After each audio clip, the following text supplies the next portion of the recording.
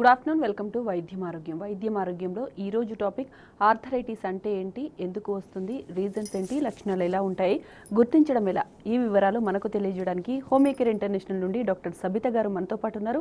మరి వారిని అడిగి మరి వివరాలు తెలుసుకుందాం. నమస్తే అండి, వెల్కమ్ టు స్టూడియో. డాక్టర్ గారు, అసలు ఈ ఆర్థరైటిస్ అంటే ఏంటి, దాని గురించి ఒకసారి ఎక్స్ప్లెయిన్ చేయండి.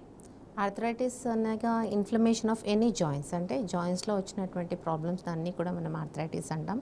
అక్కడ ఉన్నటువంటి లిగమెంట్స్ కానివ్వండి, లేకపోతే సరౌండింగ్ కనెక్టివ్ టిష్యూలో వచ్చినటువంటి ఇన్ఫ్లమేషన్ కానివ్వండి, ఇలా వేరస్ డీజనరేటివ్ చేంజెస్ అంటే జాయింట్లో ఉన్నటువంటి స్పాంజీ కుషన్ లైక్ సబ్స్టెన్స్ అరిగిపోయినప్పుడు దాన్ని కూడా మనం ఆర్థరైటిస్గానే తీసుకుంటాం. సో ఆర్థరైటిస్లో మెయిన్గా వచ్చేసి మనకి osteoarthritis, rheumatoid arthritis, gouty arthritis, psoriatic arthritis, ఇలా వివిధ రకాల ఆర్థరైటిస్ ఉంటాయి. కొన్ని ఆర్థరైటిస్ స్పైన్కి సంబంధించినవి, అంటే బాడీలో ఎక్కడ జాయింట్స్లో కూడా మనకు ఆర్థరైటిక్ ఇన్ఫ్లమేటరీ చేంజెస్ వస్తే దాన్ని మనం స్పాండైలో ఆర్థ్రోపతి అంటాము.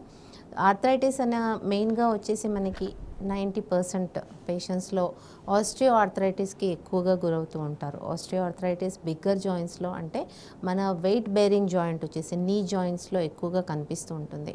ఇక్కడ మన మెయిన్గా స్పాంజీ సబ్స్టెన్స్ డీజనరేటివ్ అంటే అరిగిపోవడం వల్ల వచ్చినటువంటి ఆస్ట్రియో ఆర్థరైటిస్లో నీ జాయింట్స్లో ఎక్కువ మటుకు 40+ ఏజ్ గ్రూప్లో కనిపిస్తూ ఉంటుంది. సో 40+ ఏజ్ గ్రూప్లో వచ్చేటువంటి నీ జాయింట్ పెయిన్స్లో ఆస్టియో ఆర్థరైటిస్ ఫస్ట్గా డయాగ్నోస్ చేసుకోవచ్చు. దీనికి మెయిన్గా x ray and serum calcium, vitamin D అనే పరీక్షలు చేసుకుంటే దీన్ని నిర్ధారణ చేసుకోవచ్చు. అలాగే సెకండ్ వచ్చేసి మనకు రుమటాయిడ్ ఆర్థరైటిస్. రుమటాయిడ్ ఆర్థరైటిస్ అనేది auto immune inflammatory joint disease. ఇక్కడ మనకి ఇమ్యూన్ సిస్టమ్ డిస్టర్బ్ అవటం వల్ల మన ఇమ్యూన్ సిస్టమ్ మన టిష్యూ మీద యాక్ట్ అయ్యి, కనెక్టివ్ టిష్యూ మీద యాక్ట్ అయినప్పుడు పూర్తిగా జాయింట్ అనేది ఇన్ఫ్లమేటరీ చేంజెస్, అంటే అక్కడ సిరస్ ఫ్లూయిడ్ అక్యుములేషన్ అనేది అవ్వడం వల్ల రుమటాయిడ్ ఆర్థరైటిస్ డెవలప్ అయ్యే అవకాశం ఉంటుంది.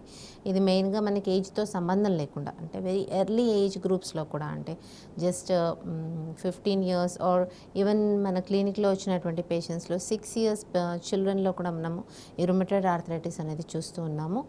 ఇక్కడ మెయిన్గా మల్టిపుల్ జాయింట్స్ ఇన్వాల్వ్ అయ్యే అవకాశం ఉంటుంది. అంటే స్మాలర్ జాయింట్స్ ఎక్కువగా ఇన్వాల్వ్ అవుతూ ఉంటాయి. ఫింగర్ జాయింట్స్ కానీ, వ్రిస్ట్ జాయింట్ కానీ, ఎల్బో జాయింట్ కానీ, ఇక్కడ ఇన్ఫ్లమేటరీ చేంజెస్, పెయిన్ అనేది చాలా సివియర్గా ఉంటుంది. అంటే ఇక్కడ ఉన్నటువంటి pain usually derangement of the joint, అంటే అక్కడ జాయింట్ వంకర్లు పోవడం కూడా మనం చూస్తూ ఉంటాం రుమటాయిడ్ ఆర్థరైటిస్లో. సో రుమటాయిడ్ ఆర్థరైటిస్లో ఎర్లీగా ట్రీట్మెంట్ తీసుకుంటేనే ఇది next stage severity of disease అనేది ప్రోగ్రెస్ అవ్వకుండా ఉంటుంది. వెరస్ ఆస్ట్రియో ఆర్థరైటిస్ స్లోగా డెవలప్ అయినప్పటికీ పెయిన్, స్టిఫ్నెస్ ఒకటే మనం చూస్తాము. నార్మల్ యాక్టివిటీలో చేంజెస్ అనేది మనం 3rd degree osteo arthritis or 4th degree osteo ఆర్థరైటిస్లోనే వాళ్ళ గెయిట్ డిస్టర్బెన్స్ అవ్వడం, నార్మల్గా వాళ్ళు నడవలేకపోవడం అనేది మనం ఆస్ట్రియో ఆర్థరైటిస్లో చూస్తుంటాం. యూజువల్లీ 40+లో స్టార్ట్ అయినప్పటికీ inactivity or inability to walk, వాళ్ళు లేని పరిస్థితి మాత్రం 3rd degree, 4th degree, 60+ age గ్రూప్స్లో ఎక్కువగా కనిపిస్తూ ఉంటుంది. ఇక్కడ ఆస్ట్రియో ఆర్థరైటిస్ అనేది స్లో ప్రాసెస్ అయినప్పటికీ ఎల్డర్లీ ఏజ్ గ్రూప్లో, అంటే 60-70+లో వాళ్ళ యాక్టివిటీ పూర్తిగా తగ్గించే అవకాశం ఉంటుంది. సో ఆస్ట్రియో ఆర్థరైటిస్లో కూడా 1st degree, 2nd degree స్టేజ్లోనే ట్రీట్మెంట్ స్టార్ట్ చేయడం అనేది చాలా ఇంపార్టెంట్. అలాగే థర్డ్ వచ్చేసి మనకి gouty arthritis. Gouty arthritis age గ్రూప్లో అయినా వచ్చే అవకాశం ఉంటుంది. యూజువల్లీ ఎక్కువగా 30+ ఏజ్ గ్రూప్లో కనిపిస్తూ ఉంటుంది.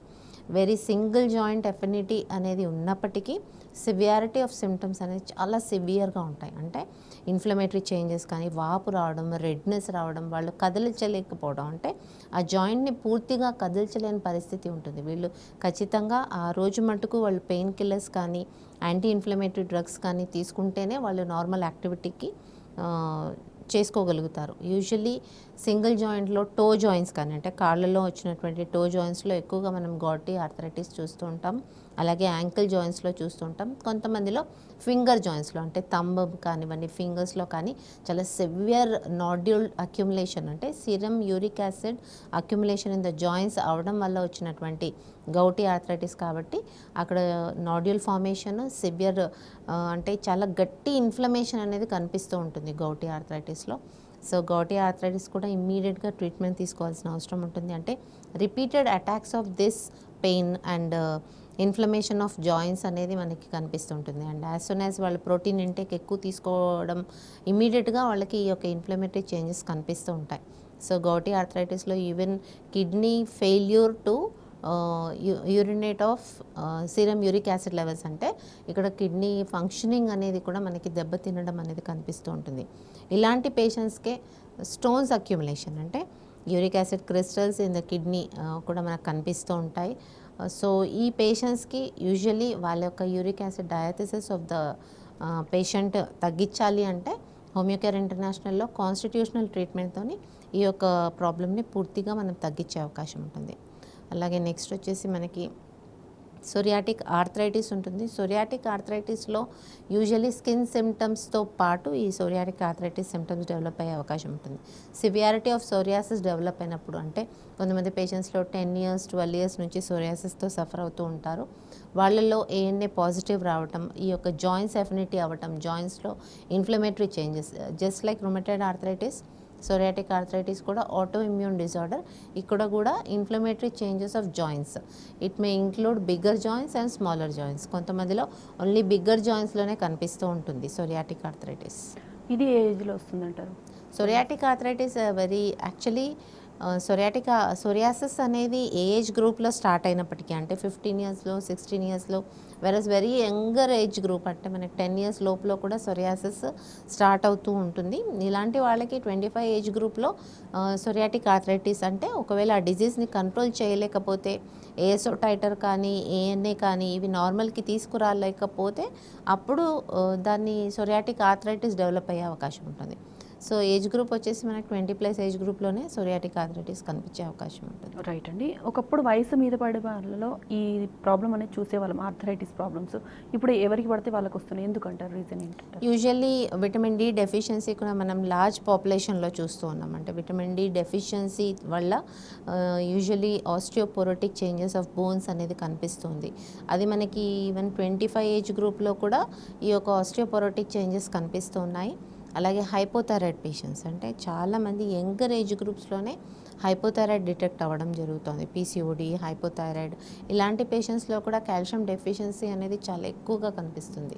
వాళ్ళకి స్పైన్ ఎఫినిటీ ఎక్కువగా ఉంటుంది, అంటే హెవీ వెయిట్ ఉండడం వల్ల కానివ్వండి, any wear and tear of any joint, అంటే వన్స్ ఆస్టియోపోరోటిక్ చేంజెస్ అయిన తర్వాత బాడీలో బోన్స్లో ఆస్టియోపోరోటిక్ చేంజెస్ అయినాక ఎక్కడైతే వేర్ అండ్ టేర్ ఎక్కువ ఉంటుందో, ఎక్కడైతే స్ట్రెస్ ఆఫ్ ద జాయింట్ ఎక్కడ ఆ పర్సన్కి పడుతుందో ఆ జాయింట్ అనేది పూర్తిగా డీజనరేట్ అయ్యే అవకాశం ఉంటుంది. Maybe it is lumbar spine దగ్గర కానివ్వండి, లేదా కొంతమందిలో మోకాళ్ళలో కానివ్వండి, కొంతమందిలో నెక్ రీజన్లో. సో యంగర్ ఏజ్ గ్రూప్స్లో వేర్ అండ్ టేర్ ఎక్కడుంది, స్ట్రెస్ ఎక్కడుంది, అక్కడ మనకు డీజనరేటివ్ చేంజెస్ కనిపిస్తున్నాయి. బట్ ఓవరాల్గా స్టార్టింగ్ కాజ్ వచ్చేసి హైపోథైరాయిడ్ కానీ, విటమిన్ డి డెఫిషియన్సీ కానీ, కాల్షియం డెఫిషియన్సీ అండ్ వేరే హెవీగా వర్క్ చేసే వాళ్ళల్లో కూడా మనకి ఇది కనిపించే అవకాశం ఉంటుంది. ఓకే, ఓవర్ వెయిట్ కూడా రీజన్ అంటారా? ఖచ్చితంగా ఓవర్ వెయిట్ అంటే మనకి ఆస్టియోపోరోటిక్ చేంజెస్ వచ్చిన తర్వాత మీ యొక్క వెయిట్ బేరింగ్ జాయింట్స్ వచ్చేసి నీ జాయింట్స్ లేదా లంబార్ స్పైన్, ఇవి రెండు కూడా వెయిట్ వల్ల ఎఫెక్ట్ అయ్యే అవకాశం ఉంటుంది. సో ఎప్పుడైతే వెయిట్ ఇంక్రీజ్ అవుతుందో ఆస్టియోపోరోటిక్ చేంజెస్ ఉన్న వాళ్ళలో డిజనరేటివ్ చేంజెస్ చాలా ఎక్కువ కనిపిస్తూ ఉంటాయి. ఏజ్తో సంబంధం లేకుండా వస్తుందన్నారు కదా, ట్రీట్మెంట్ విషయానికి వచ్చినట్లయితే ఇద్దరికి సేమ్ ఉంటుందంటారా, వేరు వేరు ఉంటుందంటారా? అలాగే చిన్నపిల్లలు లైఫ్ టైం మొత్తం వాడాలి అంటారా ట్యాబ్లెట్స్ అనేవి? No need. లైఫ్ టైం అనేది రుమటైడ్ ఆర్థరైటిస్లో కూడా even if it is life time disease, auto immune disease, హోమియోపతిలో ఇది లైఫ్ టైం అవసరం లేదు. విత్ ఇన్ మనకి 1 yearలోనే 1 year లోపలనే మీకు RA ఫ్యాక్టర్ కానివ్వండి, CRP, ESR లెవెల్స్ నార్మల్ తీసుకొచ్చిన కేసెస్ చాలా ఉన్నాయి. సో ఇది జస్ట్ 1 to 2 yearsలోనే పూర్తిగా డిజీజ్ని కంట్రోల్కి తీసుకొచ్చే అవకాశం ఉంటుంది.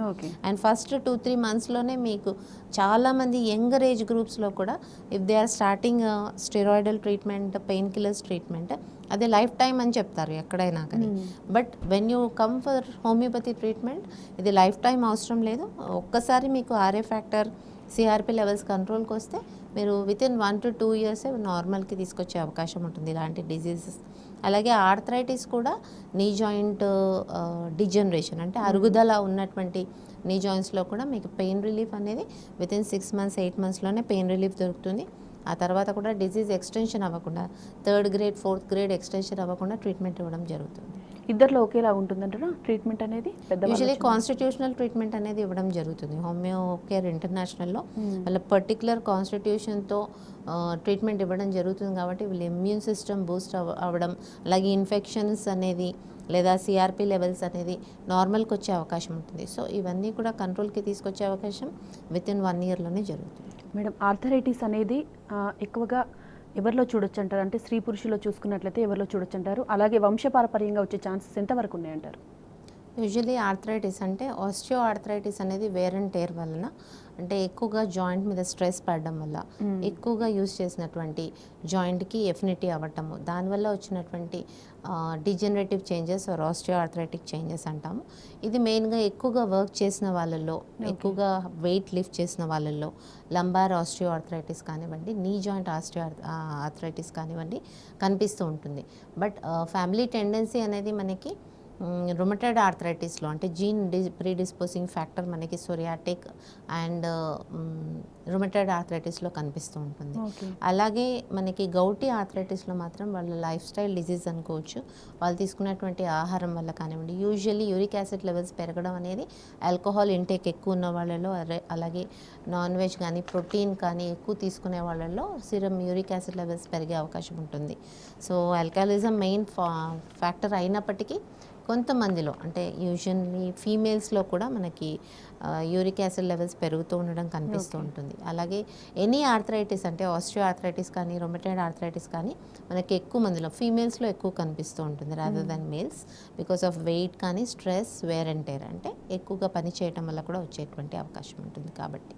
ఓకే, రైట్ అండి. ఆస్టియో ఆర్థరైటిస్ అనేది కీళ్ళకు సంబంధించిన వ్యాధి కదా, మరి ఎక్కువగా మోకాళ్ళు ఎందుకు వస్తాయి అంటారు? వెయిట్ బేరింగ్ జాయింట్ కాబట్టి, అంటే ఆస్టియో ఆర్థరైటిస్ అనేది ఎక్కడైనా రావచ్చు. అంటే సర్వైకల్ స్పైన్లో కానివ్వండి, లంబార్ స్పైన్లో కానివ్వండి, థొరాసిక్ అంటే కొంతమందిలో వీపు ప్రాంతంలో, మధ్య ప్రాంతంలో కూడా నొప్పి వస్తూ ఉంటుంది. బోన్ ఆరిజిన్ ఉన్నప్పటికీ వాళ్ళకు తెలియకుండానే స్కాల్ప్ అంటే స్కాపులా కింద రీజన్లో కూడా మనకి పెయిన్ వస్తూ ఉంటుంది. ఇక్కడ ఉన్నటువంటి ఆస్టియో ఆర్థరైటిస్ చేంజెస్ కూడా చాలా మందిలో టైలరింగ్ ఇలాంటి పని చేసేవాళ్ళలో, ఎక్కువ కూర్చొని పని చేసే వాళ్ళలో, ఎక్కువగా వర్క్ హెవీ వెయిట్స్ లిఫ్ట్ చేసే వాళ్ళల్లో ఈ రీజన్స్లో మనకి స్పైన్లో ఆస్టియో ఆర్థరైటిస్ కనిపిస్తూ ఉంటుంది.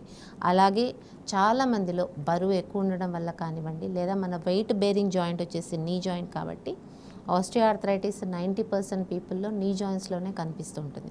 ఇక్కడ మనకి కొంతమందిలో ఇంజురీ వల్ల, ప్రీడిస్పోజింగ్ ఫ్యాక్టర్ అంటే ఎప్పుడైనా దెబ్బ తగలడం వల్ల కూడా కొంతమందిలో స్టార్ట్ అయినప్పటికీ ఆఫ్టర్ ఇయర్స్ టుగెదర్ వర్క్ తర్వాత ఈ యొక్క డీజనరేషన్ అనేది కనిపించే అవకాశం ఉంటుంది. సో ఆస్టియో ఆర్థరైటిస్ అనేది బాడీలో ఎక్కడైనా రావచ్చు. కొంతమందిలో షోల్డర్ జాయింట్ ఆస్టియో ఆర్థరైటిస్ కూడా చూస్తూ ఉంటాం. కొంతమందిలో స్టిఫ్నెస్ ఎక్కువగా కనిపిస్తూ ఉంటుంది. డయాబెటీస్ లేని వాళ్ళలో షోల్డర్ స్టిఫ్నెస్ కూడా కనిపిస్తూ ఉంటుంది. సో ఇలాంటి వాళ్ళలో అక్కడ డీజనరేటివ్ చేంజెస్ కూడా చూస్తూ ఉంటాం కొంతమంది పేషెంట్స్లో. నెగ్లెక్ట్ చేస్తే మన కాంప్లికేషన్స్ ఉంటాయంటారా? యూజువల్లీ ఆస్టియో ఆర్థరైటిస్ కానీ రొమటాయిడ్ ఆర్థరైటిస్ కానీ నెగ్లెక్ట్ చేసే అవకాశం లేదు. అంటే అక్కడ మీకు స్టార్టింగ్ స్టేజెస్లో ట్రీట్మెంట్ తీసుకున్నట్టయితే కనుక అడ్వాన్స్ స్టేజెస్లో డిఫరెంట్ ఆర్గన్స్ ఎఫెక్ట్ అయ్యే అవకాశం ఉంటుంది. యూజువల్లీ ఇన్ రొమటాయిడ్ ఆర్థరైటిస్ ఒకవేళ స్టార్టింగ్ స్టేజెస్లో దాన్ని డిటెక్ట్ చేసి ట్రీట్మెంట్ చేయనట్టయితే కనుక యూజువల్లీ కార్డియాక్ సిస్టమ్స్ ఆర్ వేరే ఆర్గన్స్కి ఎఫెక్ట్ అయ్యే అవకాశం ఎక్కువగా కనిపిస్తూ ఉంటుంది. అలాగే ఆస్టియో ఆర్థరైటిస్లో స్టార్టింగ్ స్టేజెస్లో ఒకవేళ కాల్షియం డెఫిషియన్సీ ఉందా, విటమిన్ డి డెఫిషియన్సీ ఉందా అనేది చెక్ చేసుకుంటూ దానికి ట్రీట్మెంట్ తీసుకున్నట్టయితే కనుక ఇంకా ఎక్కువ డీజనరేషన్ అంటే ఏజ్తో పాటు ఇది ఇంకా ఎక్కువ వర్సన్ అయ్యే అవకాశం ఉంటుంది, ఇంకా ఎక్కువ గ్రేడ్ పెరిగే అవకాశం ఉంటుంది. కాబట్టి స్టార్టింగ్ స్టేజెస్లోనే ట్రీట్మెంట్ తీసుకోవాల్సిన అవసరం ఎంతైనా ఉంది. అలాగే ఒకవేళ వర్సన్ అయినప్పటికీ అంటే మీకు different surrounding connective tissue effect అవ్వడం, స్పేస్ కాంప్రమైజ్ అయిపోవడం, దానివల్ల వాళ్ళ గెయిట్ చేంజ్ అయిపోవడం, normal activity or normal movement of that joint అనేది పూర్తిగా తగ్గిపోవడం కనిపిస్తూ ఉంటుంది. సో స్టార్టింగ్ స్టేజెస్లోనే ట్రీట్మెంట్ తీసుకోవాల్సిన అవసరం ఉంది. రైట్ అండి. ఎదిగే పిల్లల్లో ఎలాంటి ప్రభావం చూపుతుందంటారు ఈ ఆర్థరైటిస్? యూజువల్లీ థైరాయిడ్ డిటెక్ట్ కానీ పిల్లలలో గ్రోత్ అనేది హ్యాంపర్ అయ్యే అవకాశం ఉంటుంది. అంటే యంగర్ ఏజ్ గ్రూప్స్లో అంటే కొంతమందిలో 10 years 9 years బిఫోర్ ప్యూబర్టీ, గర్ల్స్లో అయితే బిఫోర్ ప్యూబర్టీ కూడా థైరాయిడ్ ఎఫెక్ట్ అయినటువంటి పేషెంట్స్ మనం చూస్తూ ఉంటాం. వాళ్ళలో గ్రోత్ హ్యాంపర్ అవుతుంది.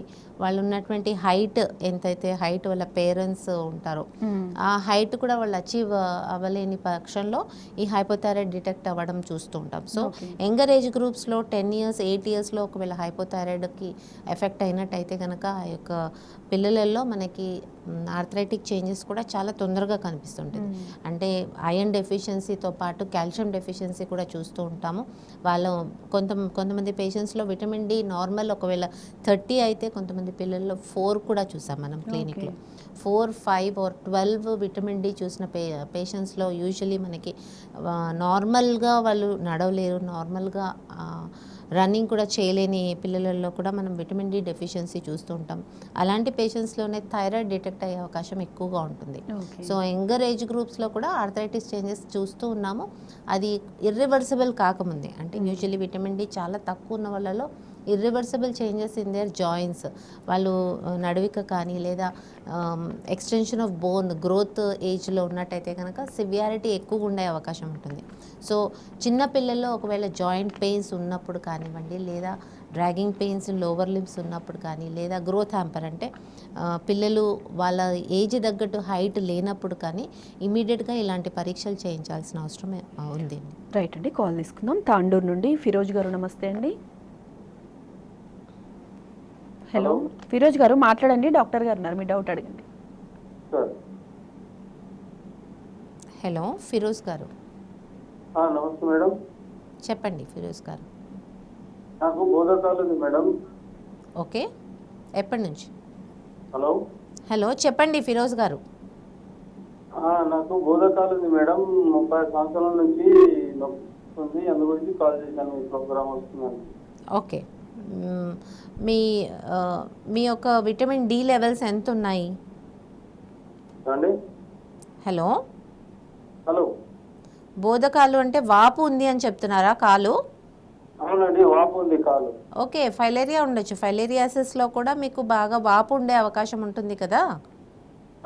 టెస్ట్ చేయించారా మీరు? హలో వాపు ఉంది మేడం. ఓకే, యూజువల్లీ స్టార్టింగ్ స్టేజెస్లోనే దీనికి ట్రీట్మెంట్ తీసుకోవాలమ్మా. ఒకసారి డెవలప్ అయిపోయింది, వాపు వచ్చేసింది, దానికి ఇంకా చేంజెస్ వచ్చేసిన తర్వాత లింఫాటిక్ టిష్యూలో చేంజెస్ వచ్చిన తర్వాత మళ్ళీ అది రివర్సిబుల్ ఉండదు. సో దానికి ట్రీట్మెంట్ స్టార్టింగ్ స్టేజెస్లోనే తీసుకోవాల్సిన అవసరం ఉంటుంది. రైట్ అండి, ఇంకా ఎలాంటి లైఫ్ స్టైల్ ఉన్న వాళ్ళలో మనం ఈ ఆర్థరైటిస్ సమస్యలు అనేవి చూడొచ్చు అంటారు? యూజువల్లీ హైపోథైరాయిడ్ కానివ్వండి, లేదా calcium deficiency, sedentary life style, అంటే ఒకే పొజిషన్లో ఎక్కువసేపు కూర్చున్న వాళ్ళలో కూడా మనకి ఆర్థరైటిస్ అంటే సర్వైకల్ స్పాండిలోసిస్ కానీ లంబార్ స్పాండిలోసిస్ కానీ చూస్తూ ఉంటాము. అది పొజిషనల్ చేంజ్, అంటే కాల్షియం డెఫిషియన్సీ లేనప్పటికీ ఒకే పొజిషన్లో ఉండటం వల్ల అక్కడ normal curvature of the spine disturb అవ్వడం వల్ల nerve compression or disturbance in the nerve అనేది కనిపిస్తూ ఉంటుంది. ఇక్కడ కూడా మనకి very similar to cervical spondylosis radiating pains కనిపిస్తుంటాయి. అంటే మెడ ప్రాంతం నుంచి వెనక షోల్డర్ జాయింట్ వరకు నొప్పి రావడం, డ్రాగింగ్ టైప్ ఆఫ్ పెయిన్ రావడం, న్యూరాలజియాస్, అక్కడ ఉన్నటువంటి నర్వ్ పూర్తిగా తిమ్మిర్లు రావడం, నమ్నెస్ ఉండటం, ఇలాంటివన్నీ కూడా మనకి సర్వైకల్ స్పాండిలోసిస్లో ఉన్నటువంటి చేంజెస్ కనిపిస్తాయి. కానీ ఈ పేషెంట్స్లో మాత్రం మేబీ అంటే పర్మనెంట్ చేంజెస్ కాదు, maybe only due to position. అంటే వాళ్ళు usually 7 to 8 hours normal position ఉండకపోవటం వల్ల స్పైన్ వచ్చినటువంటి చేంజెస్ ఇవి రివర్సిబుల్ ఉంటాయి. కొంతమందిలో చాలా ఎక్కువ స్పాజమ్ డెవలప్ అయ్యే అవకాశం ఉంటుంది. కొంతమందిలో స్ప్రెయిన్ కూడా చాలా ఎక్కువగా ఉండే, దాంట్లో కూడా గ్రేడ్స్ ఉంటాయి 1, 2, 3 అనేసి. స్పాజమ్ కూడా ఎక్కువ ఉన్నప్పుడు సివియారిటీ ఆఫ్ పెయిన్ ఎక్కువగా ఉండే అవకాశం ఉంటుంది. ఇవి సింపుల్ మెడిసిన్స్తో దీన్ని పూర్తిగా తగ్గించే అవకాశం ఉంటుంది. రైట్ అండి, ఇందాక మనం మాట్లాడుతూ సోరియాసిస్ ఆర్థరైటిస్ అన్నారు కదా. ఫస్ట్ ఆర్థరైటిస్ వచ్చిన తర్వాత సోరియాసిస్ వస్తుందా, ఫస్ట్ ఇది వస్తుందా సోరియాసిస్? యూజువల్లీ రుమటాయిడ్ ఆర్థరైటిస్ ఉన్న వాళ్ళలో జాయింట్ పెయిన్స్ అనేది ఫస్ట్ కనిపిస్తూ ఉంటుంది. But rheumatoid arthritis and psoriatic ఆర్థరైటిస్లో కొంతమందిలో ఏఎన్ఏ పాజిటివ్ ఉండే అవకాశం ఉంటుంది. So it may be either way, అంటే కొంతమందిలో ఫస్ట్ జాయింట్ పెయిన్స్ వచ్చిన తర్వాత స్కిన్ సిమ్టమ్స్ కనిపించే అవకాశం ఉంటుంది. కానీ సోరియాటిక్ ఆర్థరైటిస్లో మాత్రం ఫస్ట్ స్కిన్ సిమ్టమ్సే కనిపిస్తాయి. స్కిన్ సిమ్టమ్స్ ఒకవేళ కంట్రోల్ కాని పక్షంలో, అంటే ఈఎస్ఆర్ లెవెల్స్ కానివ్వండి, ఏఎన్ఏ కానివ్వండి, లేదా కొంతమందిలో ఏఎస్ఓ టైటర్ కూడా అంటే స్టెఫైలోకాకల్ ఇన్ఫెక్షన్స్ అనేది బాడీలో ఎక్కువగా ఉన్నప్పుడు కూడా ఈ యొక్క స్కిన్ సిమ్టమ్స్ ఎక్కువ కనిపిస్తూ ఉంటాయి. ఇక్కడ మనకి ఒకవేళ ఇవన్నీ కంట్రోల్కి వచ్చినట్టయితే కనుక సోరియాటిక్ ఆర్థరైటిస్ డెవలప్ అయ్యే అవకాశం ఉండదు. ఒకవేళ చాలా ఇయర్స్ టుగెదర్ ఈ యొక్క ఇన్ఫెక్షన్స్ అనేది అలాగే ఉన్నట్టయితే కనుక సొరియాటిక్ ఆర్థరైటిస్ డెవలప్ అయ్యే అవకాశం ఉంటుంది. రైట్ అండి. హోమియోపతిలో ఎలాంటి చికిత్స ఉంది, దాని గురించి ఒకసారి ఎక్స్ప్లెయిన్ చేయండి. యూజువల్లీ మన హోమియోకేర్ ఇంటర్నేషనల్లో పర్టికులర్ కాన్స్టిట్యూషనల్ ట్రీట్మెంట్ ఇవ్వటం వలన పూర్తిగా అంటే చాలా సివియారిటీ టు సివియర్ కేసెస్ కూడా నార్మల్ వచ్చే అవకాశం ఉంటుంది. కాన్స్టిట్యూషనల్ రీసెర్చ్ బేసిస్లో మన doctors team of doctors work చేసి వాళ్ళ కాన్స్టిట్యూషనల్ ట్రీట్మెంట్ ఇవ్వడం జరుగుతుంది. దాంతో వితిన్ 3 to 4 months ఏఎన్ఏ కూడా పాజిటివ్ ఉన్న కేసెస్ నెగిటివ్ వచ్చిన కేసెస్ చూస్తూ ఉంటాం. అలాగే ఆర్ఏ ఫ్యాక్టర్ కానివ్వండి, ఈఎస్ఆర్ లెవెల్స్ కానివ్వండి గ్రాడ్యువల్గా డిక్రీజ్ అయ్యే అవకాశం చాలా మందిలో చూస్తూ ఉంటాం. ఓకే, ఈ రుమటాయిడ్ లక్షణాలు చెప్పండి. రుమటాయిడ్ ఆర్థరైటిస్లో యూజువల్లీ నాడ్యూల్స్ ఫార్మేషన్ అనేది ఎక్కువగా కనిపిస్తుంటుంది. ఇన్ఫ్లమేటరీ ప్యాడీ టిష్యూ లాగా డెవలప్ అయిపోయి యూజువల్లీ సింగిల్ ఫింగర్ జాయింట్స్లో కూడా ఈ యొక్క నాడ్యూల్స్ ఫామ్ అయిపోయి డిరేంజ్మెంట్ ఆఫ్ ఫింగర్స్ అంటే సివియారిటీ ఆఫ్ డిసీజ్లో ఈ యొక్క ఫింగర్స్ వంకర్లు పోవటము, రిస్ట్ జాయింట్ బాగా వాపు వచ్చేసి అది నార్మల్ యాక్టివిటీ చేసుకోలేకపోవడం అనేది కూడా రుమటాయిడ్ ఆర్థరైటిస్లో కనిపిస్తుంటుంది. ఈవెన్ యాంకిల్ జాయింట్స్లో కానివ్వండి లేదా ఎల్బో జాయింట్స్లో కానివ్వండి పూర్తిగా అంటే వాళ్ళ ఉన్నటువంటి షేప్ ఆఫ్ ద హ్యాండ్ పూర్తిగా జరిగిపోవడం, డీరేంజ్మెంట్ అనేది కూడా మనం రుమటాయిడ్ ఆర్థరైటిస్లో చూస్తూ ఉంటాం. సో ఈ ఇన్ఫ్లమేటరీ చేంజెస్ అనేది కంట్రోల్కి రావాలి. అలాగే మీకు RA factor, ANA or ESR levels అనేది నార్మల్కి తీసుకొచ్చే వరకు ట్రీట్మెంట్ తీసుకోవాల్సిన అవసరం ఉంటుంది. ప్రతి మనిషికి విటమిన్ డి అనేది ఎంతవరకు ఉండాలి అంటారు? యూజువల్లీ నార్మల్ లెవెల్స్ వచ్చేసి అంటే సఫిషియంట్ లెవెల్స్ మనకి 30 అబవ్ ఉండాలి. ఓకే, బట్ వెరీ ఫ్యూ పేషెంట్స్కి మాత్రమే మనం 30 అబవ్ కనిపిస్తుంటుంది. చాలా మందిలో ఆర్థరైటిక్ చేంజెస్ వచ్చిన పేషెంట్స్లో మాత్రం వితిన్ 15 లోపల లేకపోతే 20 లోపలనే, కొంతమందిలో 12 ఇలాంటి చాలా తక్కువ అమౌంట్ విటమిన్ డి ఉన్న వాళ్ళలోనే ఎక్కువ మందికి మనకి ఆర్థరైటిక్ చేంజెస్ కనిపిస్తున్నాయి. బికాస్ బోన్ డెన్సిటీ అనేది పూర్తిగా తగ్గిపోవడం అంటే ఆస్టియోపోరోటిక్ చేంజెస్ రావటం వల్ల ఆ డెన్సిటీ తగ్గటం వల్ల ఆర్థరైటిక్ చేంజెస్ అనేది కనిపిస్తూ ఉంటాయి. ముఖ్యంగా ఫీమేల్ ఎక్కువ ఉంటుందంట. Usually female and males also vitamin D deficiency males ఫీమేల్స్కి ఏం సంబంధం లేదు. బట్ ఫీమేల్స్ సన్ ఎక్స్పోజర్ లేకుండా విటమిన్ డి డెఫిషియన్సీ ఒకటి అనుకుంటే కనుక వాళ్ళ కాన్స్టిట్యూషన్ అంటే వాళ్ళకి బాడీలో ఈవెన్ దో సన్ ఎక్స్పోజర్ ఉన్నప్పటికీ బాడీలో డి హార్మోన్ ప్రొడక్షన్ అవ్వకపోతే కూడా డెఫిషియన్సీ కనిపిస్తూ ఉంటుంది. యూజువల్లీ పారాథైరాయిడ్ హార్మోన్ డెఫిషియన్సీ ఉన్న వాళ్ళల్లో కూడా ఇది కనిపిస్తూ ఉంటుంది. రైట్ అండి. ఆర్థరైటిస్ ఉన్న వాళ్ళు పెయిన్స్ ఉన్నాయి అనేసి ఎక్సర్సైజ్ చేయకుండా ఉంటారు. మరి ఎలాంటి వ్యాయామం చేయాలంటారు దాని గురించి? యూజువల్లీ నీ జాయింట్ పెయిన్స్ ఉన్న వాళ్ళలో వాకింగ్ ఎక్కువ చేసినప్పుడు ఇంకా ఎక్కువ డీరేంజ్ అవుతుంది అనేసి అనుకుంటాం. బట్ ఫస్ట్ స్టేజ్, సెకండ్ స్టేజ్లో మాత్రం స్టిఫ్నెస్ లేకుండా ఉండేదానికి ఎక్సర్సైజ్ అనేది చాలా అవసరం. అంటే మీకు స్టిఫ్నెస్ డెవలప్ అయినా ఒకే ప్లేస్లో ఎక్కువసేపు కూర్చున్నా అక్కడ ఉన్నటువంటి ఇన్ఫ్లమేటరీ చేంజెస్ అనేది ఇంకా ఎక్కువ అయ్యే అవకాశం ఉంటుంది. So simple movements of knee joints అనేది అవసరం. అలాగే కీగిల్ ఎక్సర్సైజెస్, క్వాడ్రిసెప్స్ ఎక్సర్సైజెస్ అంటే థై మజిల్స్ ఎక్సర్సైజ్ చేస్తే కనుక మీకు నీ జాయింట్కి బేరింగ్ అంటే దాని మీద వెయిట్ పడేది తగ్గిపోతుంది. కాబట్టి క్వాడ్రిసెప్స్ ఎక్సర్సైజెస్ ఎక్కువగా చేయాల్సిన అవసరం ఎక్కువగా ఉంటుంది. బట్ ఎనీ ఆర్థరైటిక్ చేంజెస్ అంటే రుమటాయిడ్ ఆర్థరైటిస్లో మాత్రం ఎక్సర్సైజ్తో కానీ ఎనీ వర్క్, సింపుల్ వర్క్తో కూడా రుమటాయిడ్ ఆర్థరైటిస్ సిమ్టమ్స్ ఎక్కువ అయ్యే అవకాశం ఉంటుంది. సో రుమటాయిడ్ ఆర్థరైటిస్కి పూర్తిగా ఎక్సర్సైజ్ చేయకుండా ఉండటమే బెటర్. అంటే రెస్ట్లో ఉంటేనే ఇన్ఫ్లమేటరీ చేంజెస్ అనేది నార్మల్కి వచ్చే అవకాశం ఉంటుంది. అలాగే మీకు ఆస్టియో ఆర్థరైటిస్లో మాత్రం ఫస్ట్ గ్రేడ్, సెకండ్ గ్రేడ్లో కొద్దిపాటిగా ఎక్సర్సైజెస్ చెప్తూ ఉంటాం. థర్డ్ గ్రేడ్, ఫోర్త్ గ్రేడ్లో కూడా రెస్ట్ అనేది సజెస్ట్ చేయము. ఎందుకంటే అక్కడ స్టిఫ్నెస్ డెవలప్ అవుతుంది. ఎంతైతే మూమెంట్ తగ్గుతుందో అక్కడ స్టిఫ్నెస్ ఎక్కువగా ఉండడం వల్ల ఇంకా ఎక్కువగా ఆ యొక్క డిరేంజ్మెంట్ ఆఫ్ జాయింట్ జరుగుతుంది. కాబట్టి simple exercises to ease the movement అనేది అవసరం ఉంటుంది. నెగ్లెక్ట్ చేస్తే కాంప్లికేషన్స్ ఎలా ఉంటాయి ఈ రుమటాయిడ్లో? రుమటాయిడ్లో మాత్రం వేరే ఆర్గన్స్కి కూడా ఎఫెక్ట్ అయ్యే అవకాశం ఉంటుంది. ఈవెన్ హార్ట్ కూడా ఎఫెక్ట్ అయినటువంటి కేసెస్ మనం చాలా మందిలో చూస్తుంటాం. సో ఇమీడియట్గా డిటెక్ట్ చేసి దాన్ని కంట్రోల్ చేయాల్సిన అవసరం చాలా ఉంటుంది. యూజువల్లీ రుమటాయిడ్ ఆర్థరైటిస్ స్టెఫైలోకాకల్ ఇన్ఫెక్షన్ వల్ల తర్వాత వచ్చినటువంటి కేసెస్లో మనం చాలా చూస్తూ ఉంటాం.